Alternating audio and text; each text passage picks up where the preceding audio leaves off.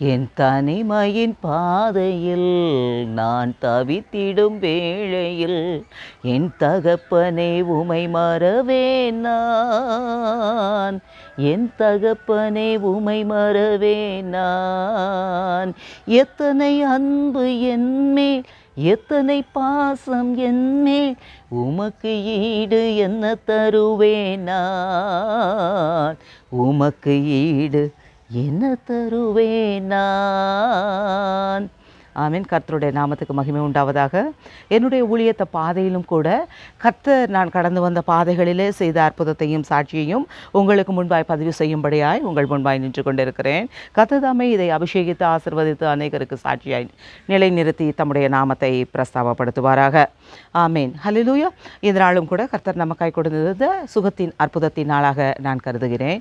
எனக்கும் கூட பொல்லாத குடும்பத்தாரால் உற்றாரால் இந்த குடும்பத்திலே பிறக்கப்பட்டு கர்த்தருடைய பாடுகளுக்கு மத்தியிலே குடும்பத்தார் எல்லாம் பெற்ற தாயே எனக்கு விரோதமாக எழும்பி மந்திரங்களினாலும் சூனியங்களினாலும் முகத்திலே பொல்லாத எரிச்சலின் ஆவிகளை திருஷ்டிகளிலே செய்யப்பட்டு முகவிகாரங்களைப் போல அந்த புகைக்கடங்களையும் இத்துடன் கூட நான் இணைக்கிறேன்.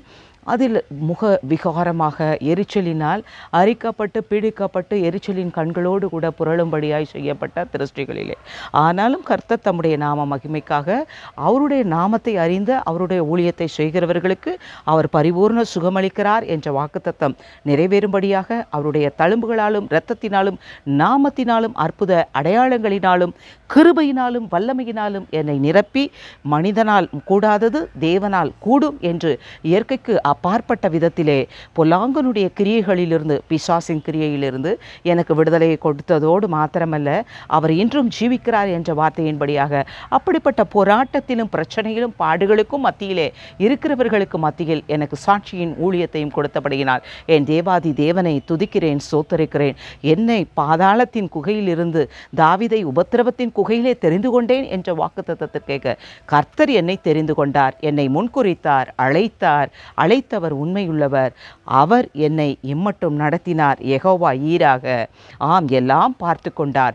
யெகோவா மெக்காதீசாய் என்னை பரிசுத்தப்படுத்தினார். யெகோவா என்பது அவருடைய நாம சங்கீர்த்தனம். அவர் யெகோவா ரோஹி, எனக்கு சுகமளிக்கிற கர்த்தராயிருந்தார்.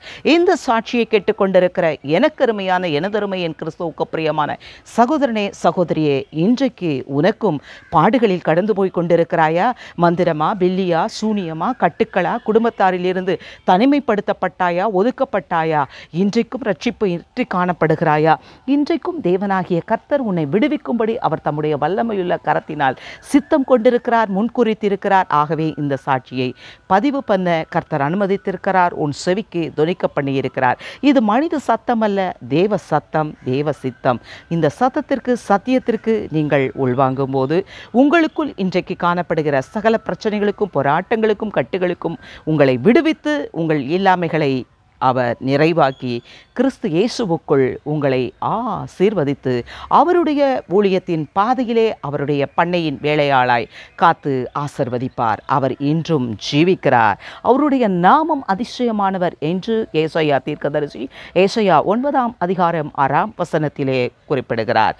மிகா 7:15 படியாக உன்னை அதிசயங்களை காண பண்ணுகிற தேவன் என்ற வாக்குத்தத்தம் நிறைவேறும்படியாய் உயிரோடு இருக்கும் நாளெல்லாம் ஒருவனும் உன்னோடு எதிர்த்து நிற்பது இல்லை என்று உன்னோடு செய்கிற காரியம் பயங்கரமாயிருக்கும்.